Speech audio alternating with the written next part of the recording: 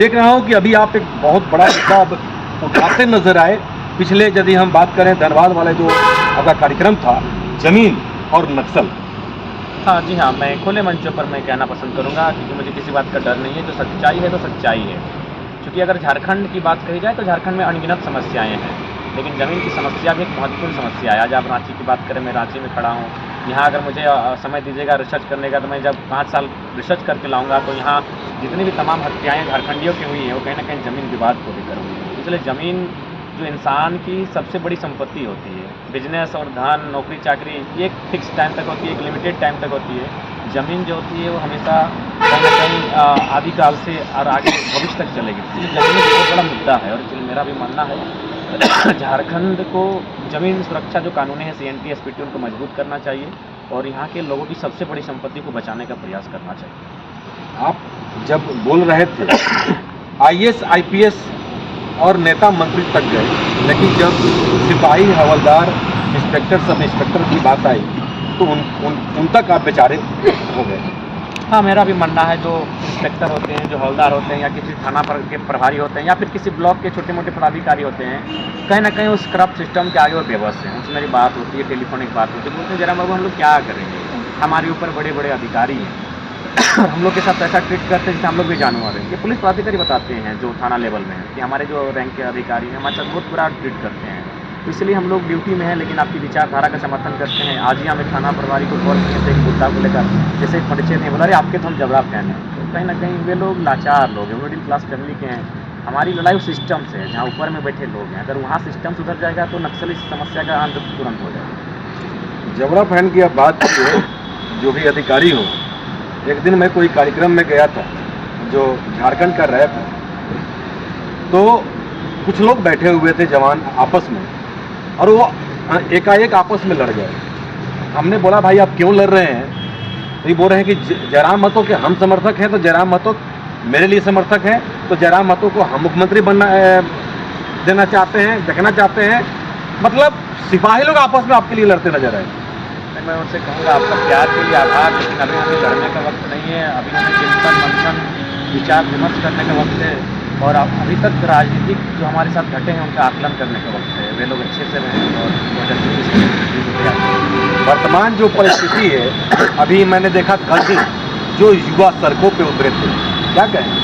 जी हाँ, हमारे संगठन के सारे हमने आह्वान किया था, अपने सभी साथियों को लाइनअप किया था और चूँकि मेरा कार्यक्रम था इसलिए हम नहीं आ पाए। तो जी हाँ, कहीं ना कहीं धनबाद भी वो एग्जाम का सेंटर था जहाँ 16 बच्चों को एफ किया गया, क्वेश्चन पेपर लीक जैसी समस्या आई। तो ये बातें लगातार घट रही है। सरकार अभी कहती है कि 1 करोड़ का जुर्माना लेंगे और 10 साल की सज़ा देंगे लेकिन अभी तो वो विधेयक मुहर के साथ पारित नहीं हुआ है। ये केवल बातें हैं। इसी कारण आज युवाओं में रोष है और उनके फ्यूचर कहीं ना कहीं अपने हादसे में जाते हुए अपने फ्यूचर को देखवा रहे हैं। तो कल का जो कार्यक्रम है, क्या लग रहा है? कल ये कार्यक्रम को लेकर क्या मुद्दा लेकर जा रहे हैं, किनसे मिलने जा रहे हैं? कल मूलतः कार्यक्रम था जो हमारे प्रवासी इंजीनियर्स हैं, लेकिन उनके साथ जो वर्कर्स हैं, लेबर्स हैं, सभी आएंगे। तो वहाँ यही संदेश होगा जो शायद आज़ादी के समय बाल गंगाधर तिलक से किसी ने सवाल किया था, आप तो गणित के टीचर हैं, यदि भारत आज़ाद हो जाएगा तो आप क्या करेंगे? तो उन्होंने एक ही उत्तर दिया था, भारत आज़ाद हो जाएगा तो हम गणित का पठन का कार्य करेंगे, हम बच्चों को गणित पढ़ाएंगे। तो ठीक उसी प्रकार इंजीनियर्स रहें चाहे जो भी हैं, मैं उनसे वही अपील करने जा रहा हूँ कि फिलहाल आप भारत के जिस कोने में है, लेकिन झारखंड आपको आवाज़ कर रहा है, आपको आवाज़ दे रहा है, इसलिए आज उस आवाज़ को आपको सुननी है। जब चुनाव लड़ेंगे तो ज़ाहिर सी बात है हमारे सामने जो भी विधायक सांसद होंगे उनको टारगेट करेंगे, लेकिन उनकी पर्सनल लाइफ से हमें कोई वास्ता नहीं होगा। हम उनकी नीतियों की आलोचना करेंगे।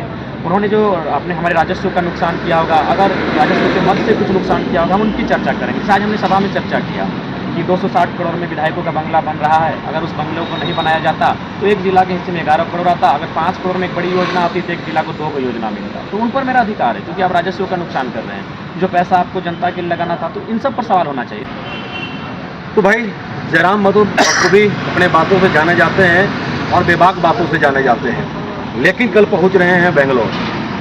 क्या कुछ होगा उन तस्वीरों से आपको हम अवगत कराएंगे, लेकिन उससे पहले चलते चलते एक लास्ट कमेंट कि जो भी SMP के दर्शक हो या अदर चैनल के दर्शक हो, जयराम महतो के बारे में यदि कोई कुछ बोलता है या कहता है या सुनता है, लेकिन उनका एक विचारधारा अलग होता है। आज भी कई लोग ये कहते नजर आ रहे हैं कि एक विशेष समाज एक टैग आपके साथ क्यों लगा दिया गया है, और लोग गाली गलौज, अभद्र भाषा का टिप्पणी लगातार कमेंट बॉक्स में करते रहते हैं। क्या करें?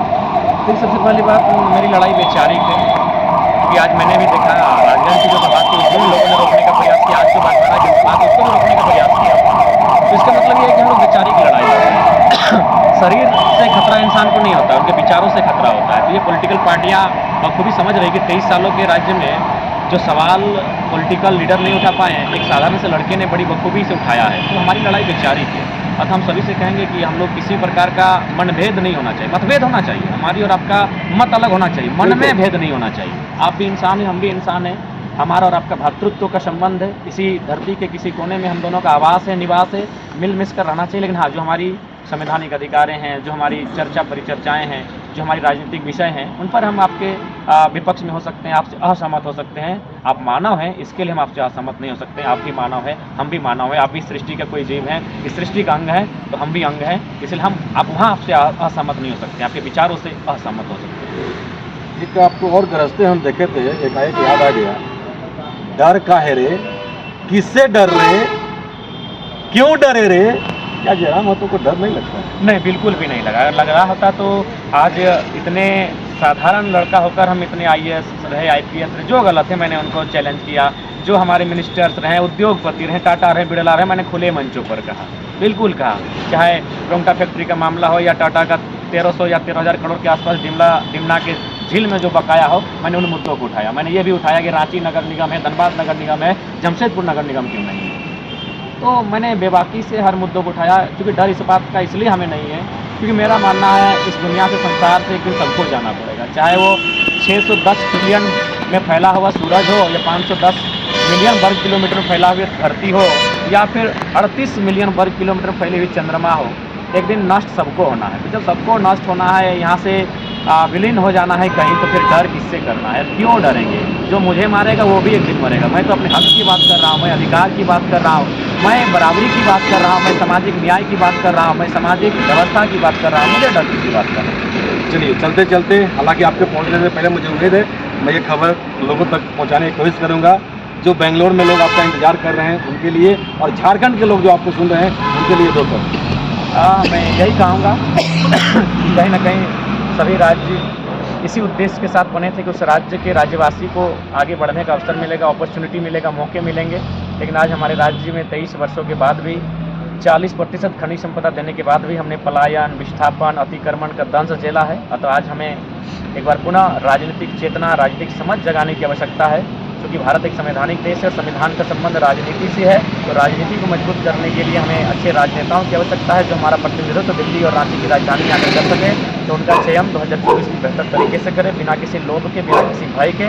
इसकी मैं उम्मीद करता हूँ, आशा करता हूँ और आपसे विनती करता हूँ।